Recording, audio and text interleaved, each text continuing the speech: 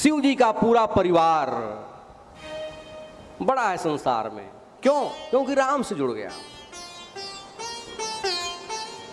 इनके पूरे परिवार को राम जी के विवाह में कार्तिकेय स्वामी सहित, जिनका आज जन्म दिवस है, जो तर्क के असुर को मारने वाले हैं, बैठाते जाइएगा बात को, और बिना तर्क को हटाए कथा आपको अच्छी नहीं लगेगी। बैठाइएगा कनेक्शन, समीकरण बैठाइएगा। तो सबको राम जी के विवाह में विथ फैमिली इनविटेशन मिला। मैं आपको बताना चाह रहा हूं कि स्कंद भगवान का, गणेश जी का राम जी से क्या संबंध है, कैसे वो जुड़े हैं।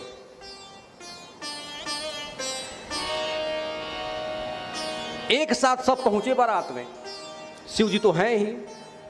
शिव समुझाए देव बहु जनियाचरज भुलाहु। शिव जी सब देवताओं को समझा रहे हैं। आश्चर्य, सब देवता देख रहे हैं विवाह में मिथिला में, तो आश्चर्य हो रहा है। तो शिव जी हैं वहां पर। लेकिन जब इनविटेशन आया, कार्ड आया कि बाबा सपरिवार आना है, विथ फैमिली आना है, तो पार्वती मैया अनशन करने लगी। नहीं, आपको नहीं जाना है। शिव जी कहे भाई हमको क्यों नहीं जाना है, इनविटेशन तो मेरे ही नाम से। तो नहीं, आप नहीं जाएंगे विवाह में राम जी के, मैं जाऊंगी अपने बेटों के साथ।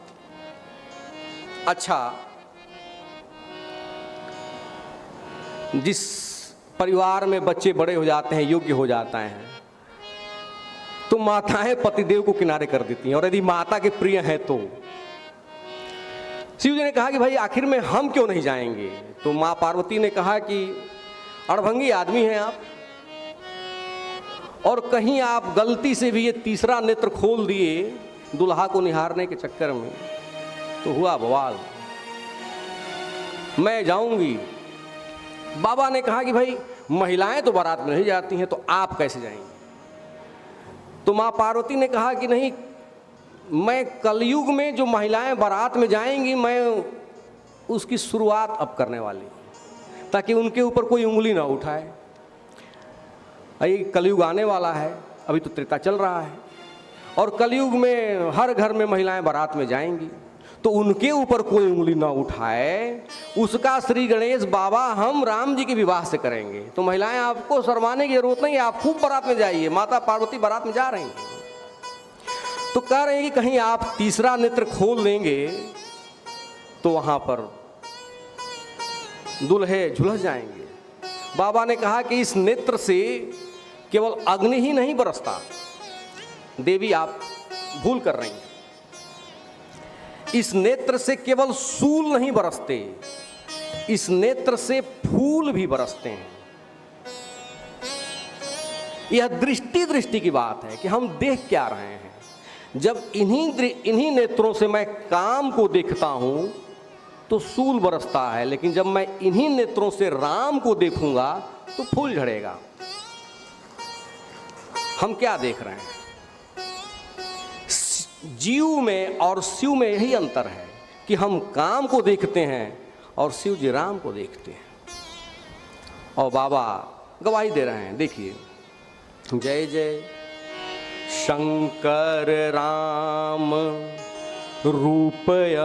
राकेश जी आप भी संगति करिए, सुनिए ध्यान से, अभी संगति करिए। शंकर राम रूपय अनुरागे नयन पंचदश अति प्रिय लागे। शंकर राम रूपय अनुरागे नयन पंचदश अति प्रिय लागे। शंकर राम, शंकर राम, ध्यान दीजिए चौपाई पर। शंकर राम अनुराग से देख रहे हैं। तो पूछा कि कितने नेत्रों से देख रहे हैं, तो कहा कि भाई 3 नहीं नेत्रों से देख रहे हैं, नयन पंचदश 15 नेत्रों से देख रहे हैं। क्यों?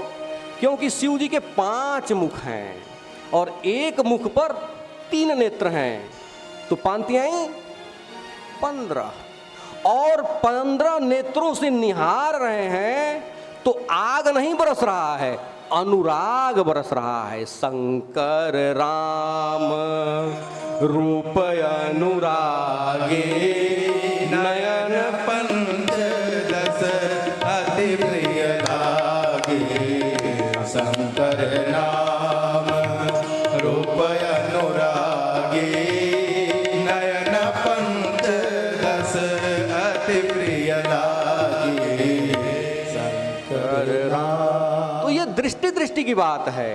तो शंकर जी हैं, गणेश जी तो हर मंगल कार्य में रहते ही हैं, तो गणेश जी भी वहां हैं। गणेश जी की प्रथम पूजा हो रही है। और कार्तिकेय स्वामी जिनसे चर्चा प्रारंभ हुई, वहां दुल्हे को निहारने में होड़ लग गई कि कौन कितने नेत्रों से राम जी को निहार रहा है। सूरसेनप, सूरसेनप कार्तिकेय जी देवताओं के सेनापति हैं, देव सेना के सेनापति हैं कार्तिकेय स्वामी, इसलिए सूरसेनप माने कार्तिकेय जी। तो सूरसेनप उर अधिक उछाहु विधिते डेवढ़ लोचन लाहु। सूरसेनप उर अधिक उछाहु विधिते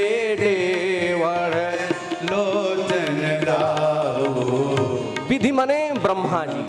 ध्यान दीजिएगा, समझिए, चौपाई को समझिए। एक भी चौपाई का अर्थ आपके हृदय में बैठ गया तो मेरा यहां आना सार्थक। विधि मने ब्रह्मा जी, और ब्रह्मा जी के 4 मुख हैं और एक मुख में 2 आंख हैं। तो कितनी आंखें हुई ब्रह्मा जी की? 8।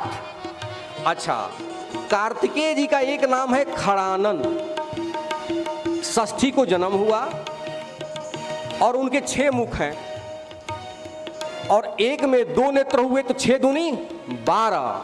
तो ब्रह्मा जी देख रहे हैं 8 आंखों से और कार्तिकेय स्वामी देख रहे हैं 12 आंखों से। तो कार्तिकेय जी बालक हैं, उनको मन में प्रसन्नता हो रही है कि बाबा तो 8 ही से निहार रहे हैं, हम 12 से निहार रहे हैं।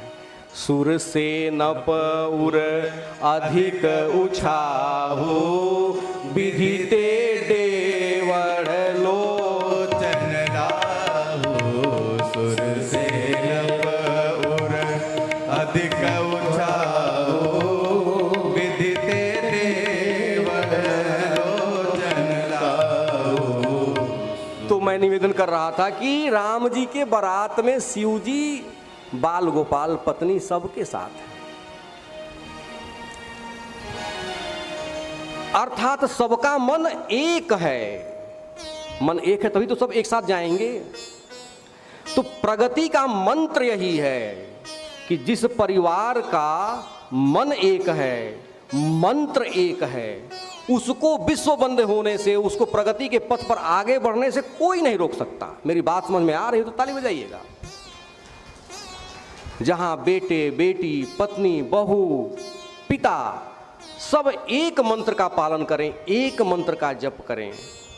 आजकल तो बाप बेटे का, बाप का मंत्र कुछ अलग, बेटे का मंत्र कुछ अलग। हमारे विनोद जी के परिवार को आप देखिए, दोनों भाइयों का मंत्र एक, इसलिए कि मैं दोनों को निकट जानता हूं बहुत पहले से। बच्चों का मंत्र एक, प्रगति आप देख रहे हैं। रीजन एकमात्र यही है कि परिवार का मंत्र एक होना चाहिए। शिव जी के पूरे परिवार का एक मंत्र है, राम मंत्र है।